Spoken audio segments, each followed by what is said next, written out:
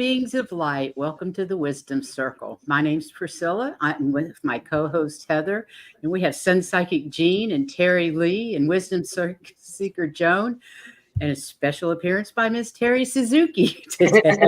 Long Unexpected. distance. So, for those that don't know, we get together once a month to discuss a particular subject and input from different ladies that have different perspectives on whatever subject we're talking about. And today it's going to be remote viewing. And Heather is our host, our hostess with the mostest. And she's going to take care of things. But we hope to make you laugh, feel included, maybe gain a little knowledge, because we certainly do. But our paths are unique. No two are alike. So just take what resonates and leave the rest and just enjoy yourself, because this is a special group of ladies.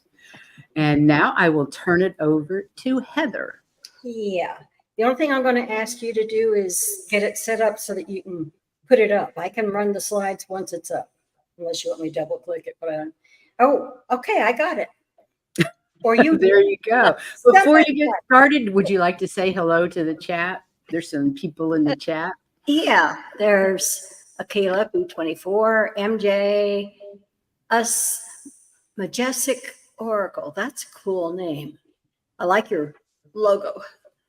Yeah, that's our little J. Yeah. Let's see if there's anybody else up Hi, there. everybody. Welcome. Yes, I'm so glad you're here. Wow, there's a lot of Crozone stuff. That is a link to everybody's YouTube channel that's here today. So, G. Covington and Anne.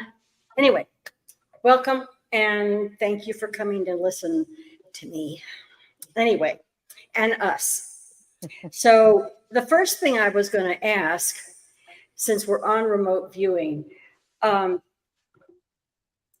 was going to ask the panel what, in one sentence, what their definition of remote viewing is, and then I'll give you what I found. So we'll start with you, Priscilla. You're at the top. Okay. I would say that it is using your astral body to view a particular location or subject. Okay. And then Jean. I would say traveling between dimensions without regard to time or space. Okay. And remote viewing for you, Terry Lee. I would say it's an extension of your energy. And, you know, science is catching up with that, actually, because they're starting to prove that. So a sense of your willingness to expand and become entangled, as it were, with other energies in other areas and other forms, so that you can see, hear, feel, taste, smell things from far away. And Joan? I think it's just sort of a different way of saying the same thing, sending your consciousness to a specific place to gather information. Now that's different. Sending your consciousness and actually traveling there are two different things. Okay. And that one goes with what I came up with for remote viewing, because that we're supposed to be hidden. Nobody was supposed to detect you. Okay. So, and Terry? I would have to go with that. It's kind of using the universe, the universal powers, kind of to go in your astral body somewhere else, take a look, and come back. Okay. Well, the definition I got, that's weird, was the act of seeing objects near or far by using the mind. The ability to view places, people, and activities at any place without being there personally and without the aid of cameras.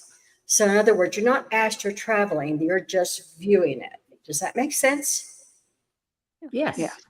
Yeah, I began thinking astral travel and remote viewing are actually two different things. Yes, they are two different things, but boy, are they close. Yeah. So it was really hard.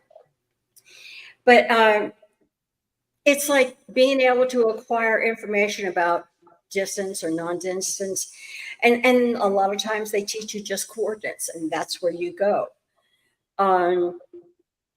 That's military. That's military. That's But they're the military ones who stuff. started it. Mhm. They're the ones that started it. It was an association with an idea of clairvoyance.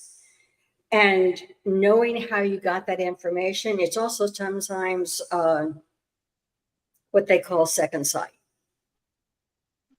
But all of us, or a lot of us, have experienced it from time to time. It might be an intuitive flash of insight that turns out to be correct.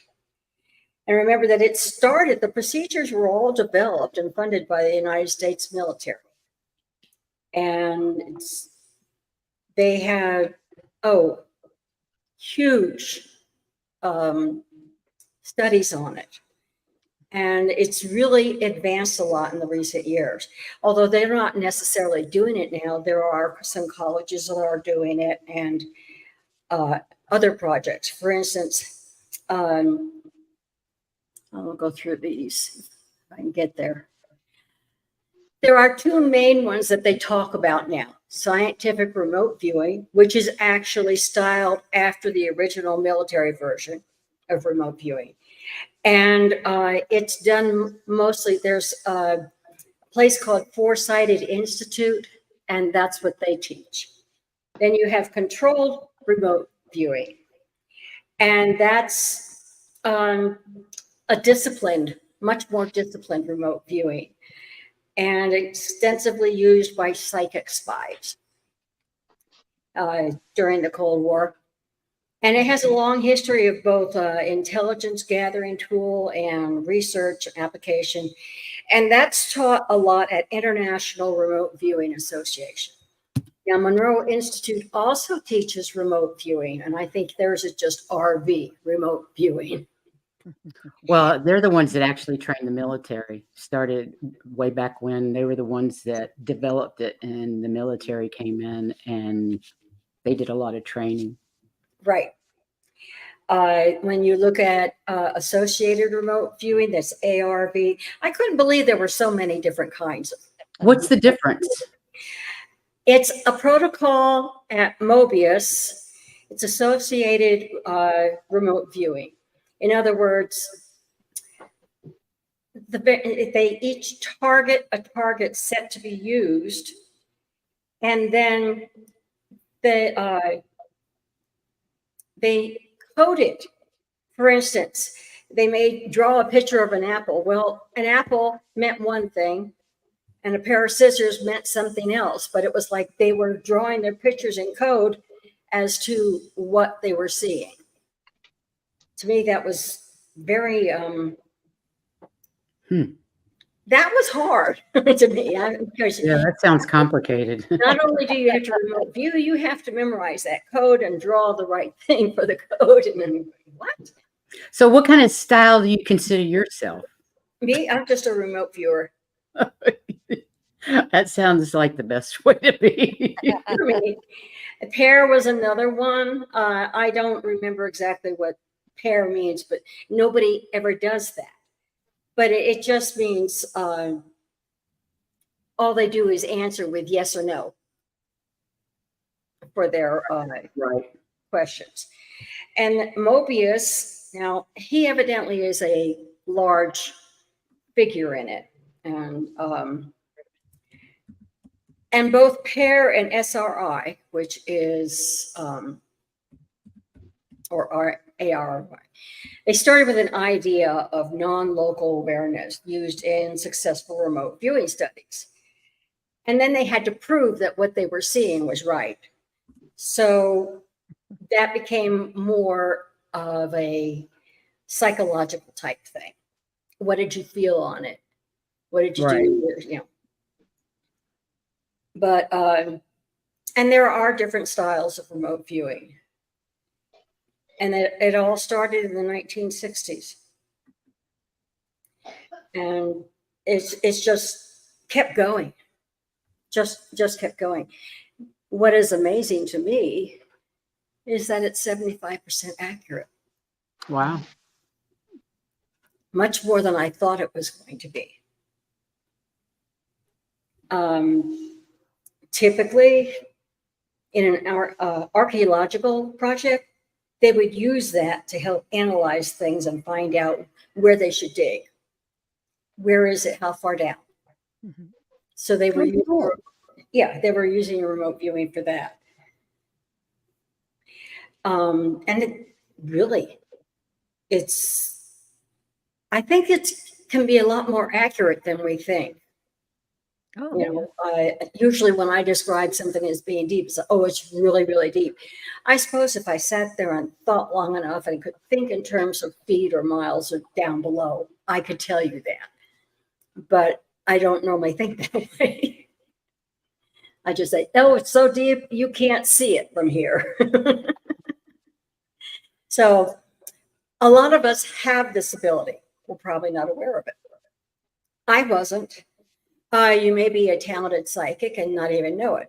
And some of you were to start with. Now you know it. And your intuition needs to be really good. And there's a component in all of us that is connected to the rest of the universe. We've been studying long enough. We know this, but there are a lot of people out there that don't. So remote viewing is similar subjects demand a new perspective and theoretical framework for describing our universe, because our universe is so much bigger than what we thought it was. oh yeah. And so we're just beginning to learn about it. So what do you see that is good for us? I mean, how can we use remote viewing in our everyday stuff? Oh, that's an interesting question. How can you Hmm. use it in everyday stuff? Yeah. I Besides, don't know. somebody go Look check. in the kitchen and see if the dog bowl is full. I don't know. That's possible. Yeah. I don't know. I mean, other than having somebody say, hey, go check that out, how else would we use it? How can we make it something useful for us to be using? Can I Anybody take got this off Well, now? perhaps if you felt like someone was like in the woods behind my house, or I saw something move and I'd be like, Mhm. I Yeah. it's going out there. Yeah, something like that. Yeah, you could view them from a safe place. Yes. See if you Yeah. need to be worried. Yes. Good idea. Or if I, need to Yeah. get the shotgun or something. Anybody else? I would check on children and grandchildren and make sure that they're okay. Yeah. Or Yeah. elderly parents, whichever, anybody that you're not physically attached to that you're, want to keep an eye on. Or like in the second grade when my dog got hit, Oh. and my dad came back in and said the doctor was going to spend the night there, and if she made it through the night, she'd make it. I didn't know this is what I was doing, but I remote viewed that he was sleeping in a chair against the wall across from her kennel. He did stay all night, and it was in the animal hospital. I'd never been in the back rooms in the animal hospital, but I did eventually work there. And when I walked in, it was exactly as I'd seen it. Wow. Wow. I just thought I had a good imagination, you know. But That's yeah, checking on dogs. That's Anything what Mom's always told us. You have such a good imagination, dear. Exactly. But you need a good one in order to be able to do remote viewing. Or any of the psychic work that we do. That's right. Truly. Yep.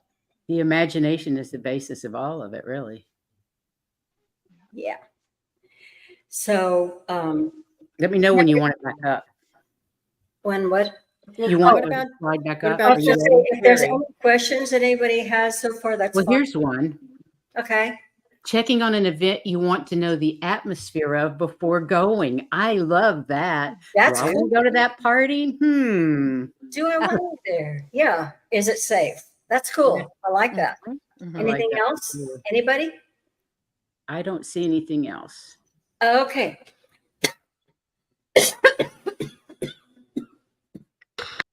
Priscilla's gone. I think she tried to put up your Uh-oh. There. Now she can put it up when she gets back. There she goes. Hey. Okay, so it's the ability you can go within your mind. That was still continued with more stuff, but I you have that ability. Most of us do. It's a little harder for those who are easily sidetracked. You know, squirrel, because you have to focus. And it always helps to have a piece of paper. I know when I do it, I just see one thing. If I start to talk about it, I start seeing tons of things. Or if I start to write about it, I can think of more things that need to be put down. But if I don't do that, that opening is where I stop. I Oh, don't interesting. go any further. That makes sense, though. Yeah. Jean's nodding her head like, yeah. But as you start relating what you see more, or I do anyway. And it was right that there was the military Stargate program. Mhm. And there are still lots of different ways that it's taught. There's even a workbook you can buy for remote viewing. I had a workbook from the Monroe Institute. Do you? It was a workbook and CDs. That's how old it was, CD. I Wow. know when I started to look at what they did to teach it, I'm going, that's too much work. I don't want to do all that. I don't Well, just want think to- about it. Remote viewing is pretty much like everything else in our community these days. The veil's do it. thin. It's easier to connect. It's easier to do Yeah, you don't whatever need- you want to do. exactly. And good remote viewers, Yeah, Cody says he has a friend who teaches remote viewing right now. that's Wow. cool. That's That's cool. good. Has he ever thought about taking them?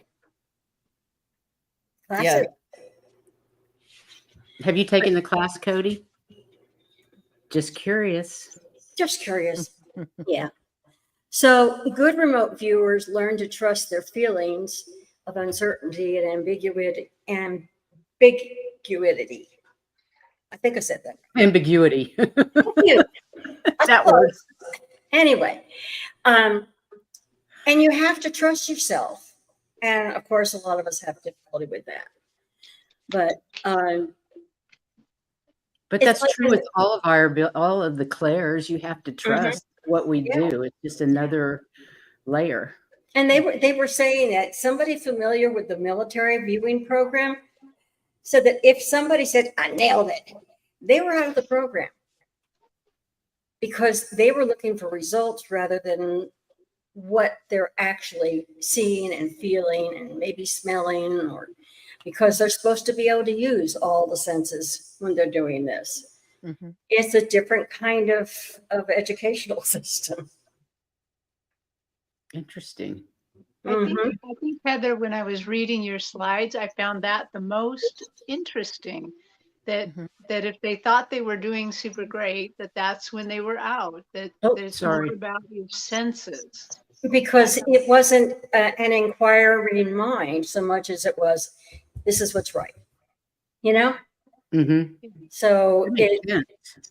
right, because there's no way you're going to know if that information is right. At least not right away. Not unless you're in a controlled remote viewing where they're saying, okay, what's in the box? What shape is it? What, then you're going to know. But I was looking at all these different places and all these different labels for remote viewing. And what I found was somebody came up with this for meditation, and it's critical for it. It's so important. Like quieting the mind. You've got to be able to have the mind not thinking about anything. And they actually gave a way to do this. I got to thinking when I was in Kansas and I was after work meditating every afternoon, I would count so that my breathing would become kind of regular, Well, this is counting too, but it's not the same. And I think I kind of like this one better. It says when you start counting from 1 to 20. And if something pops in your head during that counting of 1 to 20, you have to stop and start over again until you can do that counting 1 to 20 with no interruption from your brain. Hmm. And then you know that your mind is quiet. And I That's thought, always the biggest challenge, yeah, quieting the mind. that's why I put that in there. I said, if you're struggling to achieve mental clarity and create a black void, the exercise seems to work. And I got to thinking, that's kind of what I did to start with. And I thought, this is easy. We can do this and really learn how to settle our minds quickly. So, and they also said that it's a form of meditation. Mhm. Targeting remote viewing requires you to, at least for a period of time, enter a different state of consciousness. You have to be highly receptive, and it's generally thought to be a meditation by itself. Let's face it, when we meditate, we're listening for messages. Oh, yeah. When you're remote viewing, you're looking and feeling for whatever's there. In a way, a message. So, yeah, it's a meditation. Which I thought, okay, that makes sense. It's being ornery here. Oh, come on. So MJ 420 says Dr. Whimsy teaches heart-centered viewing That's cool. instead of remote viewing. She's one. And Cody replied, I think it teaches you to feel your clairs more because it's all about those extra sensory perception. And that ESP was so big back in the 70s and 80s, wasn't it? It was all the rage. Mhm. Right. That's all you heard about is ESP, ESP. Yeah. And then- they also said that ESP, you had to have ESP in order to remote view.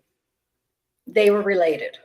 And Sonia is right on track. She says, isn't it also using your clairs, not only the meditation for focus, you need to use your clairs to receive the information. So yes, that is Yeah, right. Great, it great, is. Sonia. That's Mhm. great. Hmm. You guys are way ahead of me. Oh, okay. Sorry. No, that's good. That means they're already thinking. I like that. Because the next one says you have to be super deep receptivity. And I evidently have something that shouldn't be there. Anyway, it's said that our conscious mind can only interpret 10% of whatever it is we're thinking, at any given moment. But our conscious mind takes just a small sample of what's available. Meditation trains your mind to be more sensitive and more receptive so you can put more in. And I think that's probably part of why if I start talking, I get more and more and more because I've gone past the very beginning of it. So it just feeds me more. Mhm. So, and I thought this was kind of cool because they said in order to meditate correctly and see, you got to tap into the quantum mind, which we're all just now learning more about. And people are saying, oh, yeah, it exists. It really does. Yeah, it does. Yes, it does. It permeates the whole universe. So it doesn't matter where you go in it, you set yourself to see in the universe, you're going to see it. Like I have a vision in my head of what it looks like in the center of the moon where the mermaids are. And it's cool. I mean, it's gorgeous. It's all enclosed in rock, but there seems to be light coming from crystals in the rock, and you can see the water, and it's beautiful. And there's rocky and sandy shores. I mean, it goes up into the rock, but it starts out as sand. Anyway, that's what I see when I think about the mermaids in the moon. And I think about the mermaids in the moon because Priscilla talked to them. And I wrote it down. So It was actually Mars, not the moon. Oh, Mars? It was Mars. Oh, you're right. It was Mars. You're absolutely right. It was Mars. Yeah.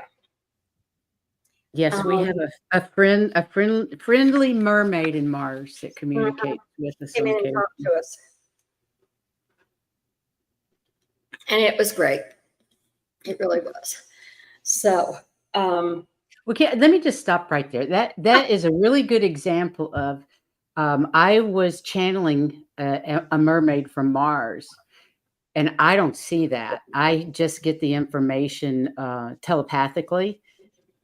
But Heather could see who it was that I was speaking with in the environment around it, which I couldn't because I was speaking or I was channeling that info. But Heather was actually viewing it at the same time that I was presenting her with the information, whatever that may have been. I don't remember at the moment. yeah, I don't remember either, but yeah, like I said, I have a good imagination. So there were some, they had tips for how to do it. It didn't really matter what method you used, but they had some tips to help. So when the third party, that's whoever's asking you to do all this stuff, selects the target site, it'd be helpful to choose spots that have strong, bold, and uniquely visual features. Like, Like the Sphinx, the Sphinx, yeah. You know or the what that is. pyramids. It helps make the transmission and reception of the target easier and more specific. And I'll tell you more. I'll tell you more about the Sphinx later. Anyway, and at no time during the experiment should the viewer see or speak with people who choose the target or create course. They're afraid you're going to read their minds. So you can't be anywhere near anybody who knows. When the viewer is writing down and drawing impressions, you don't try to interpret it. You just put everything down. And then record your first impressions. If you smell something, write it down. You just, everything goes down and you don't look at it until you're done. And when you're drawing your impressions, you yourself as the viewer try not to interpret it.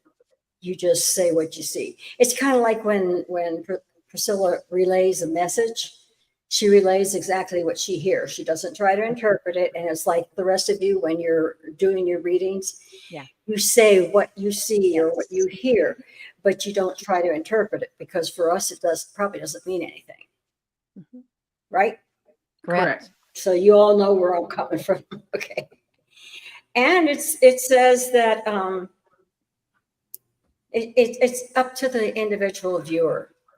If you just be relaxed. Sometimes, I mean, if somebody puts you on the spot and says, "What's there?" I usually have to wait for a while, because that's what's there tightens everything up in me. I have to let everything relax, and then I can find out, but I can't do it that fast. And like everything else that we do, we try it and we try it again and we try it again until we do it. And the more we do it, the better we get. Yes. So anyway, I was going to ask you guys what kind of experiences that you had, but I thought maybe I better go first so you know what I'm asking about. Okay. Good idea. Okay. These are some of the things I remember. And I told you about in the second grade, my dog getting hit by a car, and I visited her in the middle of the night. I thought I was dreaming. It was good imagination. I felt good after it. Yeah, he's there. He's taking care of her, but I didn't think it was real.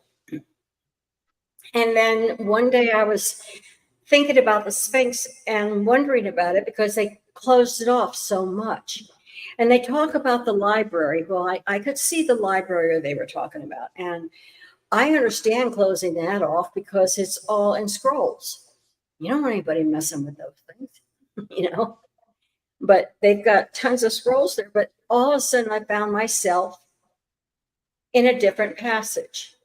And when I looked and I turned around and looked back, And there was behind me kind of like a doorway or opening to the hallway I'd been in. Only nobody ever saw it. It was like hidden. And all I could see in front of me was like it was a platform, and then there were steps going down. So I went down the stairs, and there was this huge room down the stairs that nobody was in. It was, or been there for a long, long time. And it was kind of cool because the first thing I saw were shelves with machines. And I don't even know what the machines were, but there were machines, and there were scientific stuff and experiment type things and flasks and books. But the thing was, over to the right was like a one passenger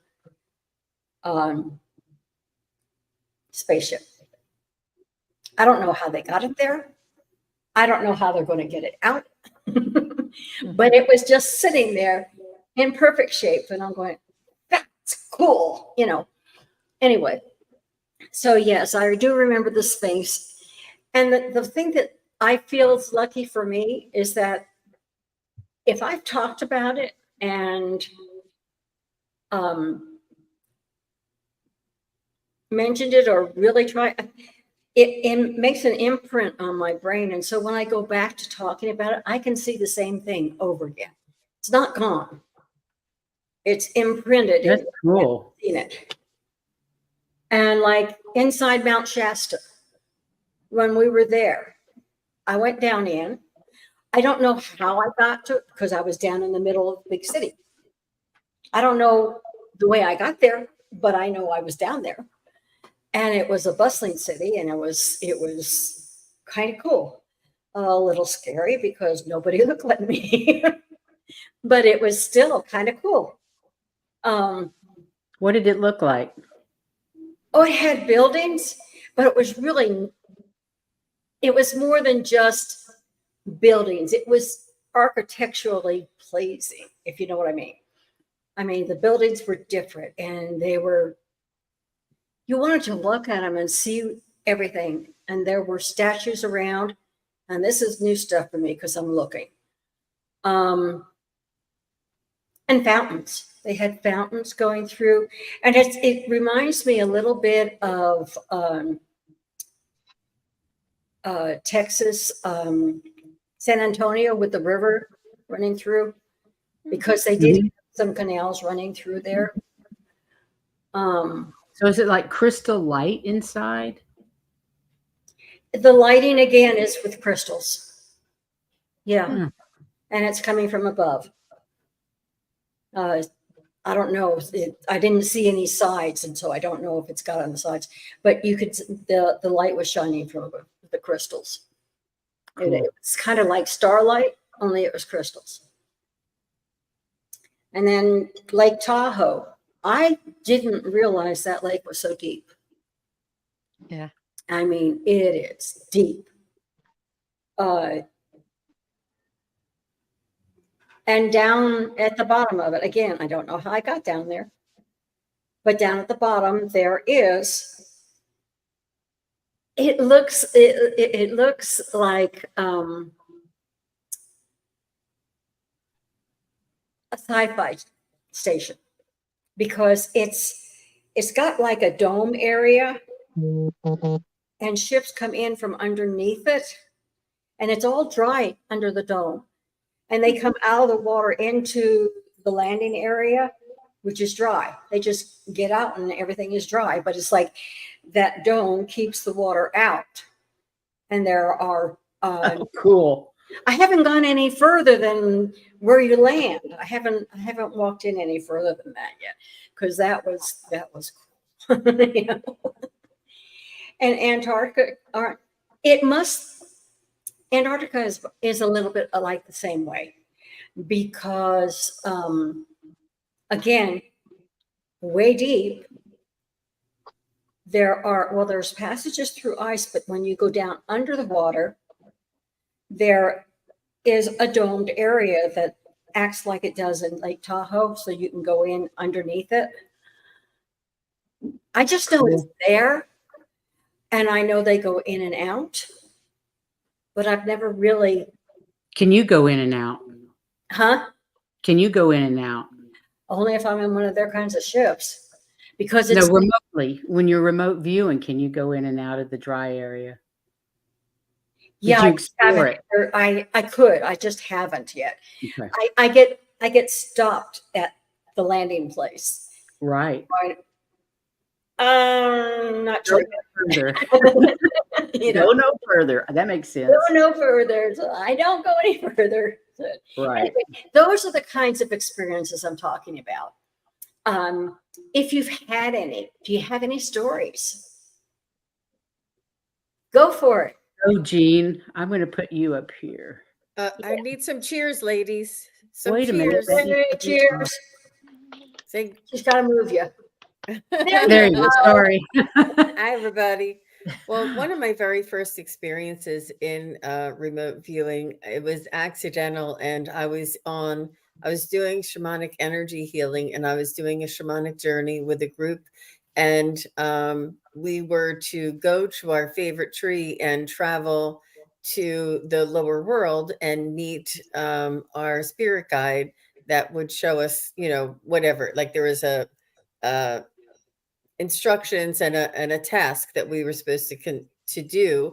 And my favorite tree, so I was living here, and my favorite tree was where my mother lives, and she had lived there for like 10 or 15 years. And up right at the end of the block, there's this big, beautiful old oak tree.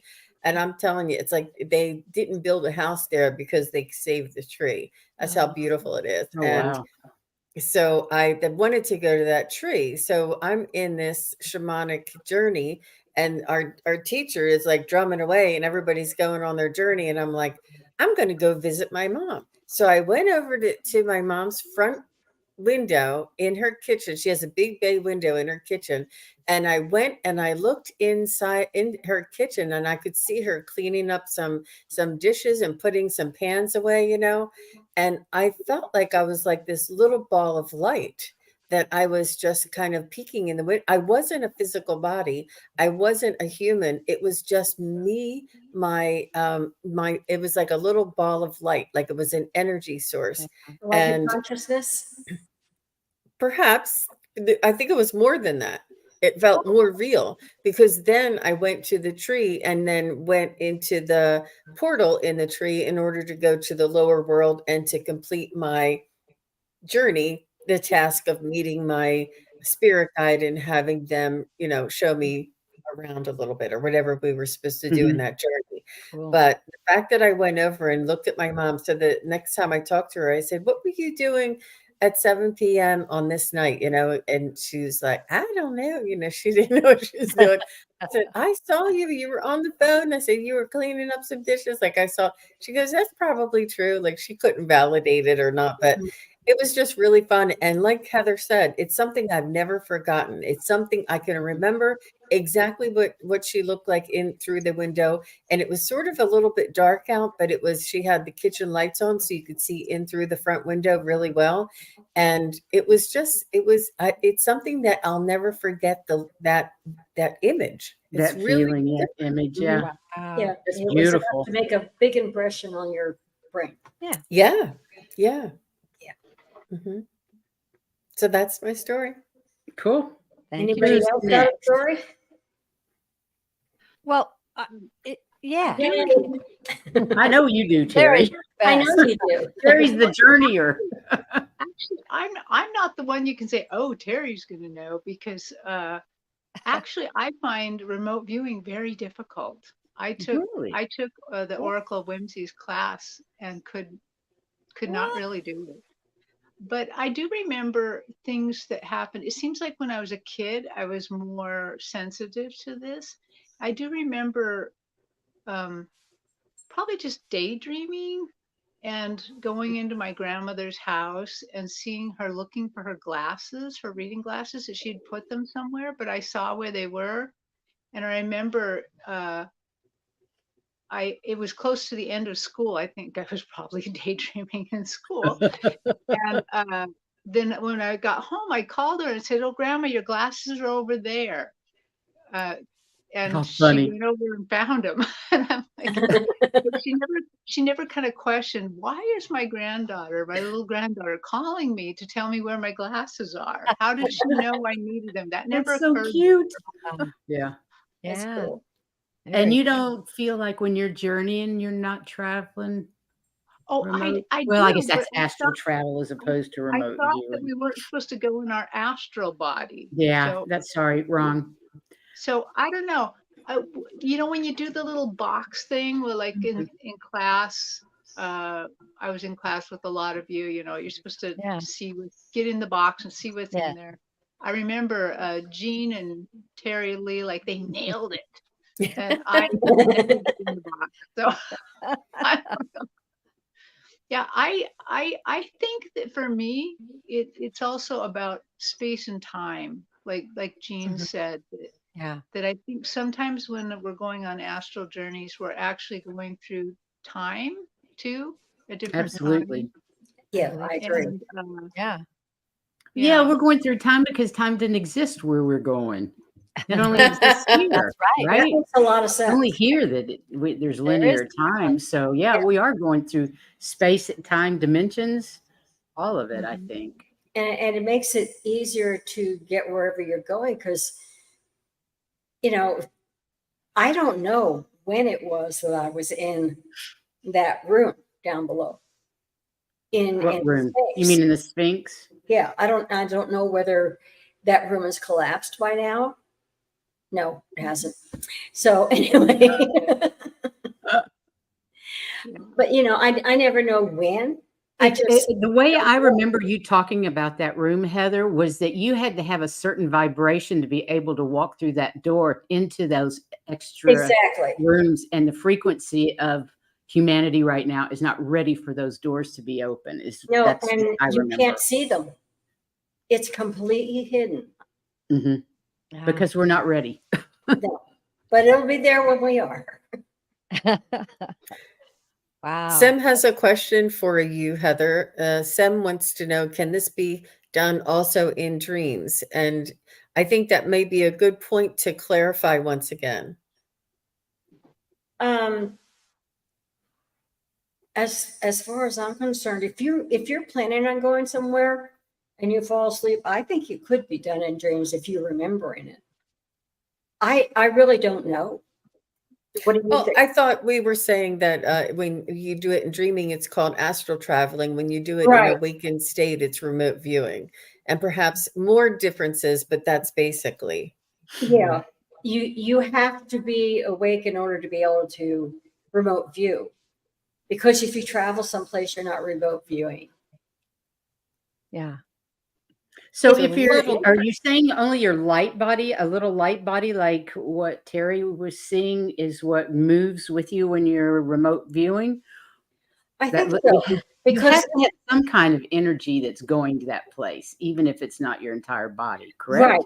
right, and that's what I thought too. But they seem to think that if you're astral traveling, you're detectable. If you're remote viewing, you're not. Oh, that's interesting. Oh, that is interesting. I think that's the point we were looking for. That's the distinction. How Yeah. about that? Like, Okay.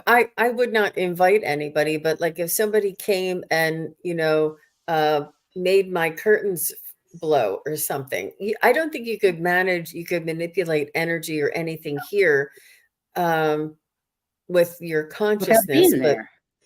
right. Well, for instance, remember, Priscilla, when we were at home and we were doing some things and we had somebody come visit us. Television Yes. personality. Yes, Yes. I do remember. We knew she was there. She wasn't remote viewing. She was astral traveling. We knew she was Oh. there before she said anything. Yeah. Right. Heather, you're frozen again, honey. We're getting out there. know, but, We're getting a way lot out of- there. So But you you can aren't hear- traveling. You're observing only. You're not traveling. Right. Okay. That makes sense. Yeah. I have some interesting experiences and I'd love to get your Yay. take on it. I have Yeah. too had remote viewing like experiences when Oh. we've been doing the shamanic meditation, and especially with drums. That's amazing. But sometimes I accidentally go somewhere else. Like the about 3 or 4 in the morning, I had been awake. I got up. I had a drink of water. I, laid back down. I was not asleep. All of a sudden, when I went to get in my bed, I thought, this is not my bed. And I felt like I was curled up in the corner of a cement building, and I could hear bombs. I could hear people screaming. I could feel just terror. I'm like, and I'm looking around, but that's where I was, but I knew I was awake. And Right. then I heard language, and I heard people talking, and I listened very carefully to see, well, where is this? Where is this that I'm at? And it was Ukraine. And I felt it. I was there, and it kind of terrified me for a minute. And I just kind of came out of it, and then I just snapped out of it. I've had weird things Wow. like that happen. And then I have what I think I can only describe as time slips. I don't know if you guys know, but I've had an experience where I've been riding in a car with my husband, and all of a sudden I look out and everything's slow motion, right? And it's another car coming past us, and it slows down, and I turn and look, and I see us in the future, and I know it's us. I'm like, holy shit, that was me. Wow. It was me and my husband in the car. And then it just poof, goes away. It's almost like the universe kind of messes with me, I don't- Yeah. it's Yeah, like it's a playing a thing. joke on me or something. But I have real weird kind of time slips. Time slips are a known fact that it does happen. Where someone, I'll give you a great example. A gentleman went shopping with his wife, and she went across the street into the ladies' clothing store, and he went over to get something, I think at the hardware store or something. He comes across the street, and he walks to where she was, but it wasn't the ladies' clothing store. It was a library or a bookstore. That's what it was, bookstore. So he looks around, and everybody's wearing clothes from like the 20s and 30s. Everybody was dressed, and he had that like, holy crap, what's happening to me kind of feeling. And then he turned around, walked back across the street, said he was terrified, and then he walked across the street again, and the ladies' clothing store was there. And they did research and found out about that city, and what was in that city in the past Mhm. was the bookstore. So, and that's a Wow. time slip. That's a time slip. Yep. So Dee, dee, interesting dee, dee, dee, stuff. dee, dee. Yeah, I That's love cool. stuff like that. Yeah, I think that's cool. That's cool. And that's definitely changing times. So, Terry Yeah. Lee, do you think that he was back in the 20s, or do you think he was viewing back in the 20s? Were the 20s real, or were the 20s his memory?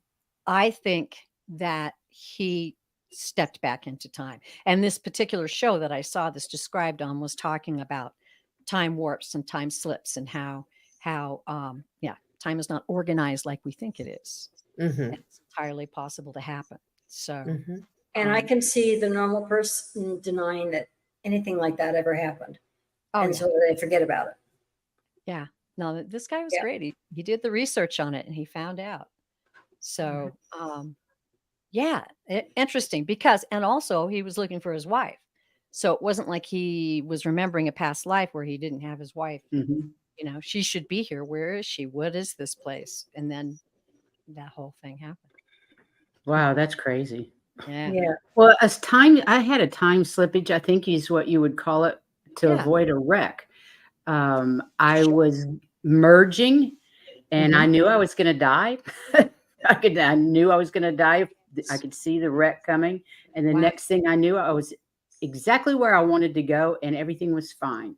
Oh yeah. In a split second, Yes. I was from one lane and moved over 4 lanes. Yeah. Mhm. In a From the split beginning second. to the end without any middle.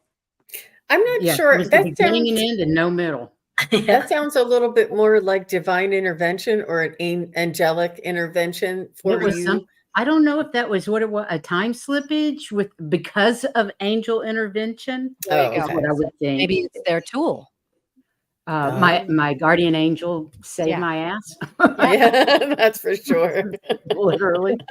Well, there's another topic for somebody to explore. Oh, well, we do need 12 new topics soon, ladies.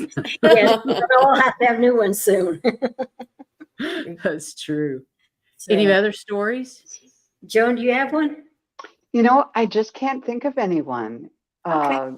Most of them, sometimes I will kind of go and check on family members that I'm concerned about, but it's more of a feeling, and I'll get images, but not like being there and walking into the room. So it's similar, but not quite what you're describing. That's just how you see. You Yeah, feel it. I think that's There's still nothing remote wrong with that. viewing. That's just how you see it. Remember, all of us share our clairs in different ways. Yeah. Mhm. So this is no different. Remote viewing is going to be different for each one. So of us. your remote viewing has to do with your feelings. It doesn't, you're viewing, but not through your eyes. No big That's deal. true. Right. Yeah. So, And I you- think it's sort of on those occasions, it's like me not wanting to, really get too personal. It's like I just need to know exactly. I just need to Right. know You're you're just okay. Okay. Yeah. Well, mhm. I think that's something that we do need to say something about is the ethics of remote viewing. You don't go remote view on somebody just because you want a nosy. And that's not what No. it's about. No. Well, you don't want to intrude on people's privacy. So we do need to say that. Of course, we don't believe that if it has to do with the government and dark money and all that sort of stuff. We want to go see that.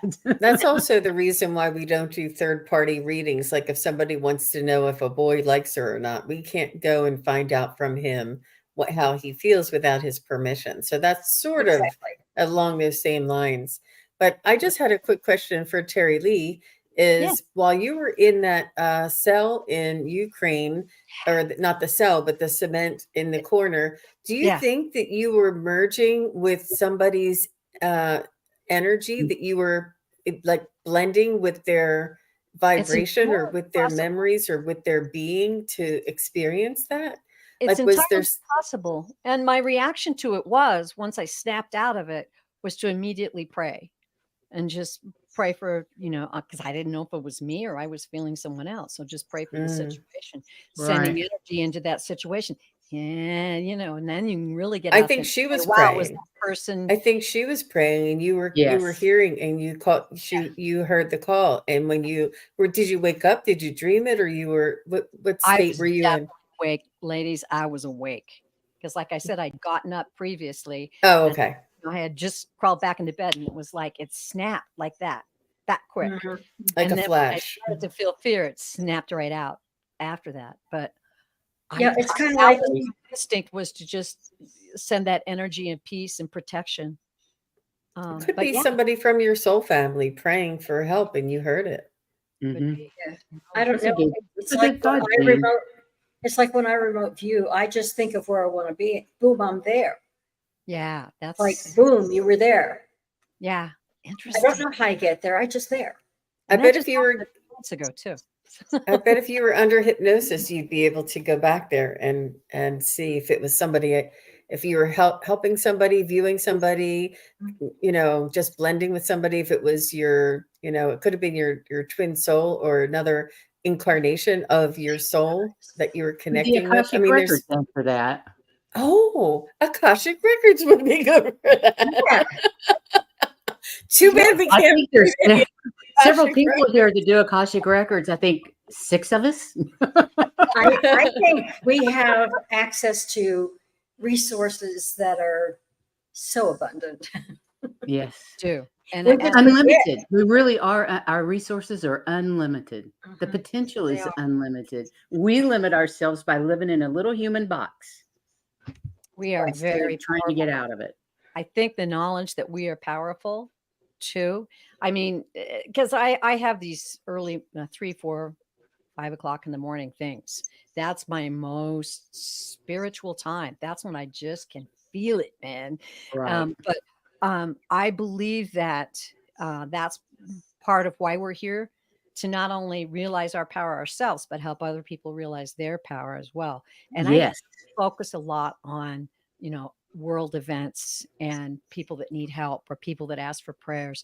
Boy, when somebody says pray for me, I'm like, okay, and I Okay, dedicate yeah. that time to them because they're You counting do. on it. They're Mhm. counting on it. So And prayers work. And, I have, and I think the 3 or 4 o'clock stuff is universal because you Yeah. and David were always up, Priscilla. Always. Were they up? And between 2 and 4, then they'd have a cup of coffee. And so I think it's universal. And I wake up a lot of the times around 3. well, somebody's got to start getting me out of bed earlier because I can't. there's some fascinating comments I'm seeing. Well, I tell you, I didn't start seeing that kind of stuff. I was not up at 2 or 3 or 4 o'clock in the morning until I was retired. Once I retired, that's when everything opened up for me anyway. So I can't imagine having to be up at 3 o'clock with whatever's going on and having to get up at 6 o'clock and go to work. Oh yeah, That would be horrendous.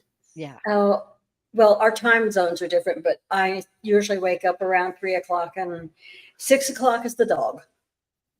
So I'm up at 6 every day anyway, Yeah. or That's- 5:30. You see that Terry time? Lee, I think you have access to the chat if you want to Yeah, pop I'm going to something. back up here because I thought Sem had a really interesting comment. John Moss is the British psychic medium. I was watching one of his discussion podcasts, and he mentioned something like a time slip. He said he used to work as a bus driver and he used to drive long distances. That makes perfect sense because you're in that. Yeah. Yeah.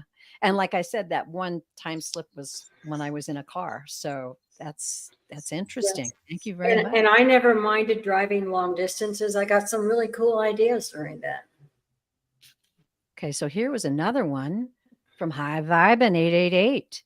My husband and I were almost in a multi-car accident, but then we got dizzy right at the moment of impact and the accident never happened. And the car Wow. right through the car ahead of us. Wow. That is Wow. wild, but Definitely intervention. yeah, absolutely. I've also heard people talk about driving on the road and someone was walking in the road and they were afraid they were going to hit them. They were sure they were going to hit them. There was no time. And they went right through the person and looked back and the person was back there. They didn't do anything with the car to avoid it because they didn't have the time. Wow. Freaky. Yeah. Well, wasn't that soul's time to exit the planet? Maybe. I don't know. I don't know either. We don't know anything. Do we? I know nothing. The more we know, the more we know we don't know. It's true. The It more was I know, the like dumber I when got get. out- When I got out of college and I was ready to teach art, and I'm going, there's no way. There's so much I don't know yet. I don't know. Then I walked into the classroom. They know a heck of a lot less than I do. I can teach. So do we have time? I have another quick little story when Please. Heather, we were in practice and we were in a breakout room together. Heather and I were together. And I asked for a message from my father on the other side. And she starts telling me that, he has curly hair or whatever, and, whatever. And he's this tall and he's this, and it looks like he walks in a front door and it looks like there's stairs to the left. And he walks back to the kitchen and I see a room that has a fireplace. And then I'm like, Heather, you're in my house where I grew up. I'm like, you can see all that? And she's Yes. like, and he didn't live there and I didn't live there, but it was when we were growing up that she was in that house. And she said, yeah, this room had mirrors in it. This is where the dining room was. And I was just floored. Wow. And it was not existing, our house at that time, but it was her trying to connect with my father. I don't know if he had these memories that she was picking up on, but she was definitely there and had the whole layout of the house. And then I said, let me see which bedroom is mine. And she said, okay, I go up the stairs, I make a left, and it's the first bedroom on the left. And I just about lost it. And there are 6 bedrooms in that house. I'm like, there's no way you could have known that. Wow. And it was exactly the bedroom where I grew up as a kid. I mean, Wow. I haven't been there in 40 years, but I mean, That is so cool. 30. Mhm. That's what I Yeah, said. that What was was she seeing? Because that house is not there at the time. So was it your dad's memory? What was she seeing? Your memory? Well, there's no time past us, so it could have been anywhere. Yeah, it's could fascinating have to been think him about. trying to impress what he remembered because that was, when we were all growing up. I don't know. Mhm. I don't know, but she knew it. She knew which one. Wow. She knew it was really, I was like, I was letting her go, letting her go. And then when she said the fireplace room and described the fireplace room, I was like, okay. Wow. That's That's what I said. If I wild. get started, I just keep going. That's so cool. And it's great for finding things, perhaps, or finding, reconstructing an accident or something, like trying to find out what happened at what time, slowing things up and backing them up and going through step by step. It could be used for many different things. Yeah, I have got to be able to do this. It drives me crazy. I'm going to start practicing. I was just going to say that. That's so funny, Priscilla. I'm like, yeah, I'm That's going to good. meditate right now and get my meditation on. I got to go. I got to go meditate. Use that 20-second thing. But there are a lot of places you can learn it. Yes. But it's basically meditation, and you do that very well, so there should not be any problem. Yeah. Love to meditate. I have considered doing it, a class several times. Sometimes I have a lot of interest and I want to learn and do things, but I keep being reminded to focus on what it is I'm Yeah. doing right now and perfect that. And yeah, don't worry about that right now. Stick with this. I have stacks and stacks of don't worry about that right now. I know. I know that feeling. I Books get and up, I go, projects. oh, I need to do this, and this, and I end up doing, no, you need this. I end up doing that. Yep. Well, it's an hour, ladies. That was jam-packed. Heather, Yeah. thank you so much. Oh, That was thank you really all for all interesting. your stories. That's what makes the show. We love the stories. And everyone in the chat. Great Mhm. stuff in Yes. the chat That's today. great. Thank you, everybody in the chat, for being here. We appreciate you and hearing about your stories as well. And I guess we have a show tomorrow on Atlantis, on the Crone Zone at 3:00. Ladies, do you have anything coming up in the next day or two you'd like to share before we go? Yes, Wednesday, November 8th, I will be reading solo at 5 Eastern, 4 Central, 3 Mountain, and 2 Pacific. And then the next day, Thursday, November 9th, I'll have a special live guest, Terry Renner of Holding Your Lovely. Space. And that will be at 3 Eastern. So come on board. Joan, Check it what out. about you? Wednesday, 5:30 Eastern, 4:30, 3:30, 2:30 Pacific. Juno and I are getting together for our monthly Oh, yay. collaboration. So that'll be fun. Yay. And Jean? I'm going to be preparing for my next psychic fair on Saturday the 11th. Oh, I can't wait to hear about that. That's going to be fun. Great. And we have Jay Marcus, Majestic Oracle. She's going to be with us next Saturday. So we've got Atlantis tomorrow, which is mainly channeled information, not by me, but by somebody else. From And then Jay on Oh, Saturday. cool. So you guys have a great rest of your week. Thank you for being here. And we love you all. Go out and shine your light and try And I this wanted to remote say- viewing and get back to us. Thank you for all of this technological, fantastic stuff where we wouldn't see Terry, because Terry is not even in the country. Where are you? I'm in Japan. Yeah. In case you couldn't tell, she's in Japan. So Terry, thank you for making the effort to be here. It We is just appreciate it. fantastic. We all appreciate it. Until next time, goodbye, everybody. Have a wonderful week. Bye-bye.